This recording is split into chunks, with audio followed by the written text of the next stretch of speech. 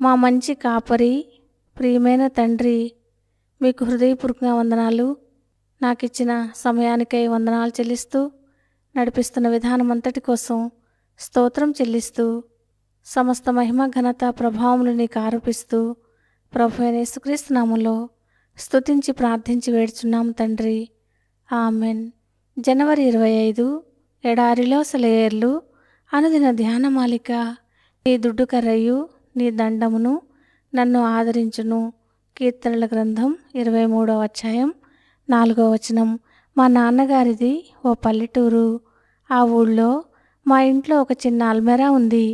దానిలో తరతరాలుగా మా పూర్వీకులు వాడిన చేతి కర్రలు భద్రంగా ఉన్నాయి. సెలవులకి ఆ ఊరు వెళ్ళి ఆ ఇంట్లో ఉంటుంటాము. అక్కడుండేటప్పుడు నేను, మా నాన్నగారు షికారుకు వెళ్తూ అల్మెరా దగ్గరికి వెళ్ళి మాకు నచ్చిన కర్ర పట్టుకుని బయటికి వెళ్ళేవాళ్ళం. ఈ సందర్భాల్లో దుడ్డు కర్ర గురించిన వాక్యం నాకు గుర్తుకు వచ్చేది. యుద్ధం జరిగే రోజుల్లో బిక్కుబిక్కుమంటూ ఉన్నప్పుడు, ఎప్పుడు ఏ ప్రమాదం వస్తుందోనని భయపడుతూ ఉన్నప్పుడు ఈ వాక్యం దుడ్డు కర్రలాగా ఆదరించేది. చెడు వర్తమానమునకు అతడు భయపడడు. అతని హృదయము దేవుని నమ్ముకొని స్థిరముగానున్నది. మా కుమారుణ్ణి యుద్ధం పొట్టన పెట్టుకున్నప్పుడు మా హృదయం పగిలిపోయింది. వాక్యంలో మా ఆదరణకి మరో దుడ్డుకర్ర దొరికింది.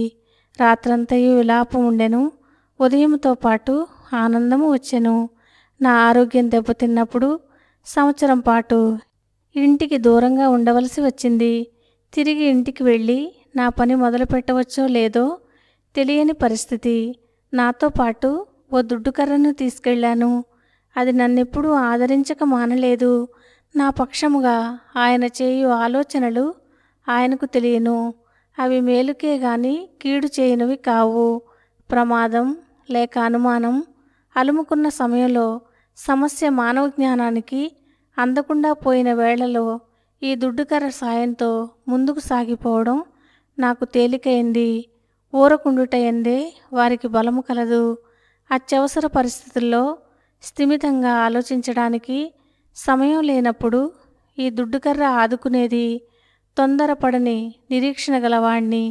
మార్టిన్ లూథర్ భార్య ఒకసారి అంది, దేవుడు నా బ్రతుకులో కొన్ని కష్టాలు తీసుకురాకపోయినట్టయితే ఫలానా కీర్తనలో ఫలానా విషయాలున్నాయని, ఆత్మ ఫలానా రీతిలో పనిచేస్తుంటుందని నాకెప్పటికీ తెలిసేది కాదు. క్రైస్తవుల బాధ్యతలేమిటో ఎప్పటికీ అర్థమయ్యేది కాదు. దేవుని దండం చిన్న పిల్లవాడిని శిక్షించే ఉపాధ్యాయుడి బెత్తం లాంటిది. అది ఆ పిల్లవాడికి అక్షరాలు నేర్పిస్తుంది. దేవుడు అలానే తన దండంతో మామూలు పరిస్థితుల్లో మనం నేర్చుకోలేని యోగ్యమైన పాఠాలను నేర్పుతాడు. దేవుడెప్పుడు తన దండంతో పాటు దుడ్డుకర్ర కూడా పంపుతాడు. నీ కమ్ములు, పాదరక్షలు ఇనుపవియు ఇత్తడివియునై ఉండును. నీవు బ్రతుకు దినములలో నీకు విశ్రాంతి, బలము కలుగును. ద్వితీయోపదేశకాండం 33వ అధ్యాయం 25వ వచనం. రాతి బండలున్న దారి గుండా పంపేటప్పుడు తప్పకుండా ఇనుప చెప్పులు ఇస్తాడని నిస్సందేహంగా నమ్ముదాం.